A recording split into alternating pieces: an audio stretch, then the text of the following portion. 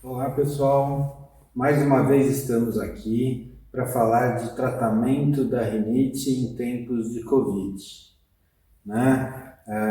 Não tem jeito, os pacientes com rinite estão aparecendo, o tempo está mudando, estamos no outono, os sintomas de rinite aparecem, os pacientes estão ficando em casa, quem tem rinite perene tem mais contato com ácaro, e os pacientes estão ficando com rinite.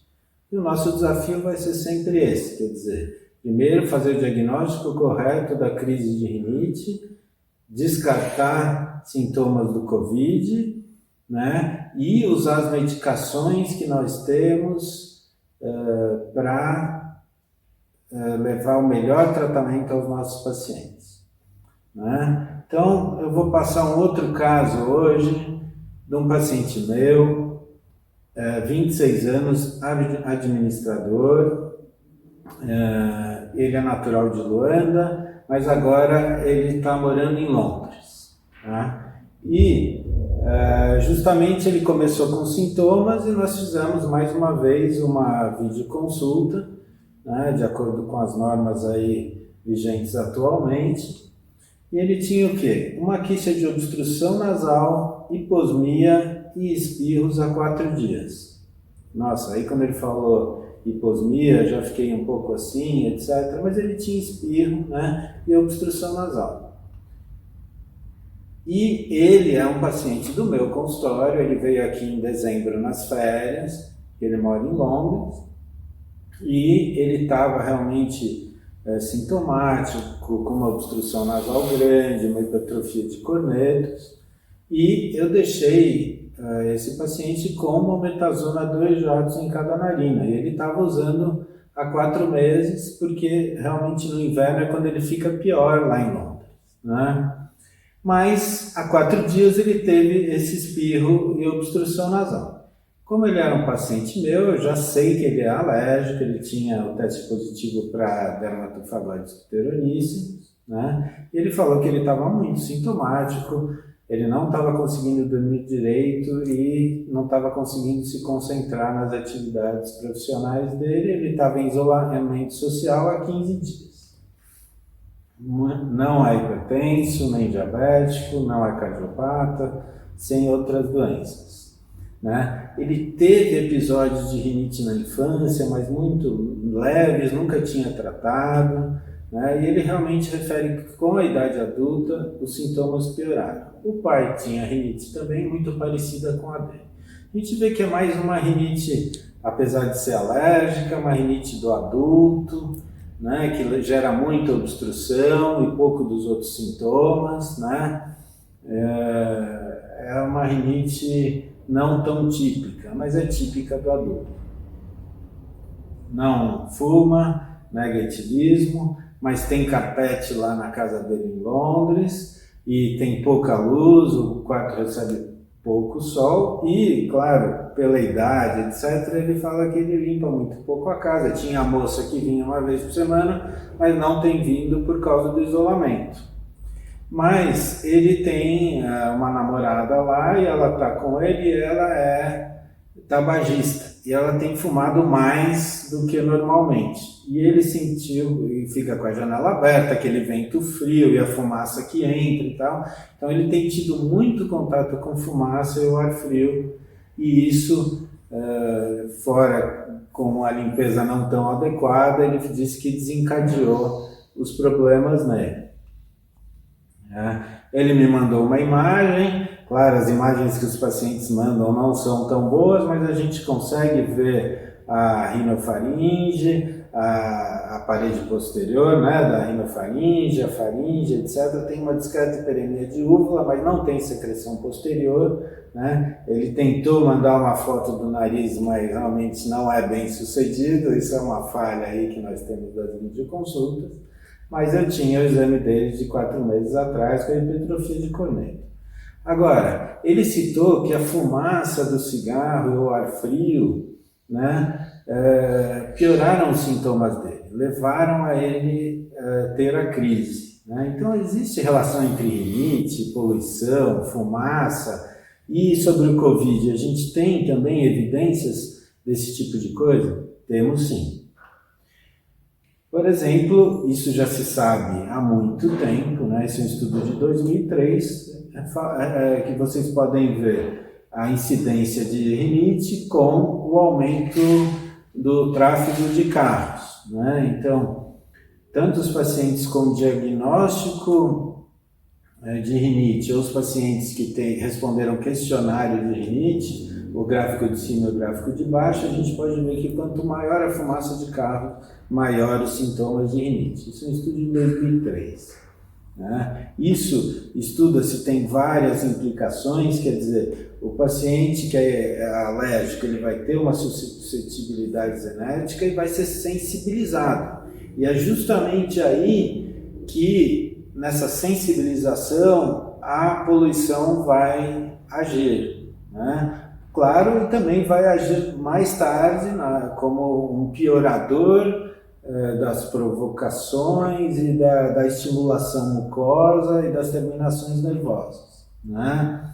Então, essa interação da suscetibilidade individual com o ambiente, né, e com a poluição, que os principais agentes são o ozônio, o óxido nitroso, o dióxido sulfúrico e as matérias particuladas são as piores, eu vou falar mais para frente. Essa interação leva a um aumento das doenças alérgicas e dos sintomas alérgicos. Tá?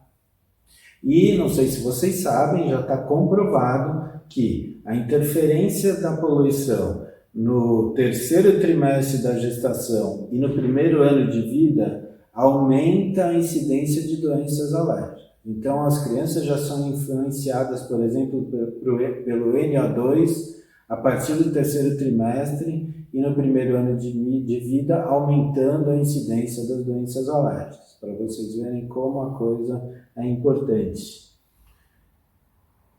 E aqui um estudo justamente que saiu esse ano, mostrando a associação da gravidade da rinite com os poluentes, e a gente vê que quanto mais poluentes, maior a gravidade dos sintomas da rinite, e especialmente como a gente vê aí do material particulado 2,5 micra. Né? 2,5 micra é 20 vezes menor que um fio de cabelo. Então esse material particulado é extremamente nocivo para a mucosa respiratória. Esse é um estudo enorme com 1.408 pacientes que teve essas conclusões que vocês podem ver. E o Covid? Né? A gente sabe já de muito tempo, o professor Saldiva é um especialista em doenças da poluição aqui em São Paulo, mas a gente sabe que justamente a poluição por material particulado piora sintomas de doenças pulmonares, aumenta a suscetibilidade a infecções pulmonares, desencadeia infarto agudo do miocárdio e acidente vascular cerebral, aumenta câncer de pulmão e aumenta a morte prematura. Tá? Um estudo americano de um grupo de Harvard, né, com 60 milhões de americanos acima de 65 anos, concluiu que o aumento de 1 grama por metro cúbico em exposição a PM2,5 foi associado ao aumento de 0,73% na taxa de mortalidade por qualquer causa dentro dessa população. Então, a poluição é muito nociva para a gente. E o Covid? Temos evidência. Esse estudo também do pessoal da saúde pública de Harvard, mostrando que justamente o aumento de 1 grama por metro cúbico do material particulado no ar foi associado com 15% de taxa de aumento de mortes por Covid, fazendo todos os tipos de correções de hipertensão, de cardiopatia, de pneumopatia, etc. Então a gente pode ver aí no desenho de cima as áreas mais poluídas dos Estados Unidos, né, as mais escuras aí, com o aumento de morte justamente nessas áreas mais poluídas, né, até 15% de mortalidade.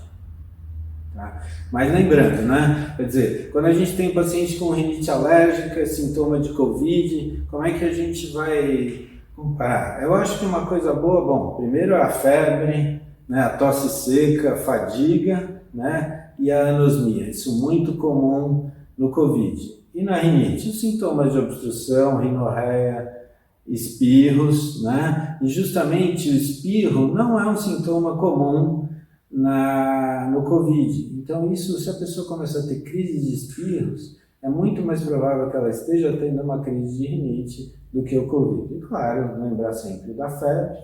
E na rinite a gente tem anosmia? Até tem, mas é muito raro, né? É muito mais comum uma hiposmia leve numa crise de rinite do que uma anosmia como o primeiro sintoma do COVID, né? Como a gente vê aqui nesse gráfico, justamente mostrando aí relação de anosmia, tosse, fadiga, diarreia, dispneia e febre, nesse universo aí dos pacientes, mas 60% desse universo aí teve anosmia, né?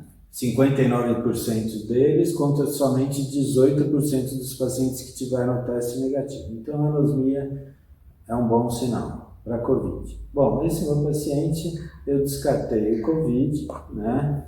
Ele estava já em isolamento social há 15 dias, sem febre, sem tosse, a namorada também não, né? E ele já tinha um diagnóstico de rinite alérgica persistente, moderada a grave, e está não controlado, ou seja, ele está na crise, né? E usando a medicação, já estava usando uma mometasona. Como é que a gente vai tratar um paciente que já está com uma medicação há 4 meses e tem uma crise? Isso é um certo desafio, e ele tem uma rinite que está atrapalhando a vida dele, né? Então eu falei para ele manter a mometasona, 2 jatos em cada narina, soro fisiológico que ele estava utilizando, e associei o antistamínico com o antagonista de leucotrieno, a levocetilizina com o montelukast, e falei para ele usar por 30 dias. Poxa, mas ele já estava usando a mometasona há 4 meses e nós vamos continuar? Quanto tempo a gente pode usar a mometasona? A mometasona, além de ela ser muito eficaz, ela é muito segura. Então, por exemplo, nós temos aqui um estudo de 2000 comparando 12 meses de uso em criança de mometasona e placebo, e a gente viu que não houve, depois de 1 ano de tratamento, nenhuma alteração no eixo hipotálamo hipófise adrenal no crescimento das crianças. As crianças cresceram igual às crianças que estavam usando o placebo. E 10 anos depois? 10 anos depois continua a mesma coisa. Um estudo aqui com 52 semanas, 1 ano de tratamento e não houve diferença nas crianças no eixo hipotálamo hipófise adrenal, né, no teste da cosicotropina. Então, realmente, é muito seguro. Tem vários estudos de 1 ano de uso da mometasona sem problema nenhum. Claro, na dose usual. Mas o importante é que a gente está tratando a crise, né? Então, se a gente tem uma rinite persistente moderada grave, segundo o Practal, a gente está aqui no nível 3. E o nível 3 é justamente o tratamento de associação do corticoide com antistamínico ou com antileucotrieno, se necessário. E é isso que eu fiz para esse paciente. Então, eu falei para ele manter e já falei com ele no dia seguinte e ele já tinha melhorado, principalmente dos espirros, e estava sentindo melhora um pouco melhor na obstrução nasal. Então, que ótimo, né? Por que isso? Porque a gente sabe que se a gente juntar o antistamínico com o antileucotrieno, principalmente se for no mesmo comprimido, a gente vai melhorar os sintomas de obstrução dos antistamínicos, vai melhorar os espirros, vai melhorar o corrido e vai melhorar a coriza. Então, a junção dessas 2 classes de medicamentos vão melhorar todos os sintomas da rinite. E a gente já vai manter uma medicação de base, no caso dele, que é o corticoide tópico, a mometasona, e depois a gente vai ter que fazer o step down. Quando que eu vou fazer o step down? Daqui a 1 mês. Tá? E essa meta-análise que saiu ano passado comprova muito bem tudo isso que eu falei. Quer dizer, vários estudos mostrando que se você usar o antistamínico com o antileucotrieno, você melhora a rinorreia, melhora espirro, melhora prurido e melhora inclusive a obstrução nasal. Tá? E justamente os estudos que mais melhoram todos os sintomas são justamente os estudos que utilizam levocetirizina e montelukast. Então a gente fica muito seguro de usar essas medicações com sucesso. Obrigado.